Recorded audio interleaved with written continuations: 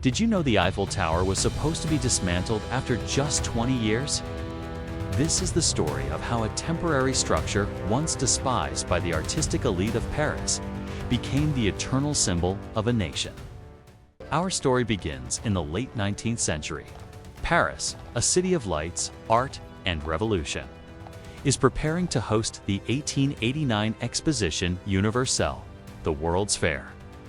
This grand event was to celebrate the 100th anniversary of the French Revolution and showcase the industrial prowess of the modern age.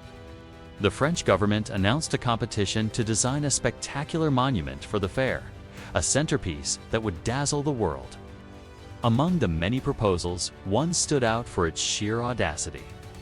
It was a plan for a colossal iron tower stretching 300 meters into the sky, submitted by the engineering firm of Gustave Eiffel. Eiffel, already a renowned bridge builder, saw this as more than just a structure. He envisioned it as a testament to the new age of engineering, a symbol of industrial progress and human ingenuity. His design, a lattice of wrought iron, was both elegant and incredibly strong, a marvel of mathematical precision. The project was approved, and construction began in January 1887. For over 2 years, hundreds of workers swarmed the site, riveting together more than 18,000 individual iron parts. The scale of the project was unprecedented. As the tower rose higher and higher, it began to dominate the Parisian skyline. But not everyone was impressed.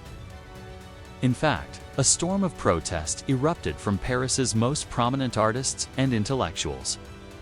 A group of 300 influential figures, including the writer Guy de Maupassant and the composer Charles Gounod, signed a petition titled Artists Against the Eiffel Tower. They called it a useless and monstrous creation, a gigantic black smokestack that would cast a hateful shadow over the city of monuments. They decried it as an industrial blight on the artistic soul of Paris, a vulgar display of engineering that threatened to overshadow Notre Dame and the Arc de Triomphe.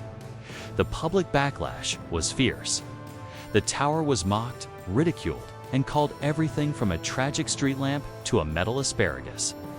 Gustave Eiffel, however, stood firm against the tide of criticism. He was not just an engineer, he was a visionary. He defended his creation with passion, arguing that it represented the art and science of their time.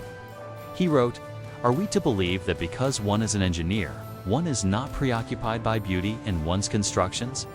He saw a unique beauty in the tower's mathematical perfection, a harmony in its form and function that his critics failed to see. For him, the tower was a hymn to the age of science, a proud declaration of France's technological leadership. Despite the controversy, the tower was completed on March 31, 1889, right on schedule. When the World's Fair opened, the public's opinion began to shift. Millions of visitors flocked to see the structure, queuing for hours to ascend to its viewing platforms. The panoramic views of Paris were breathtaking, offering a perspective no one had ever experienced before. The tower was an instant sensation. It was the tallest man-made structure in the world, a title it would hold for 41 years. Still, its fate was sealed. The original contract stipulated that the tower was a temporary installation, permitted to stand for only 20 years.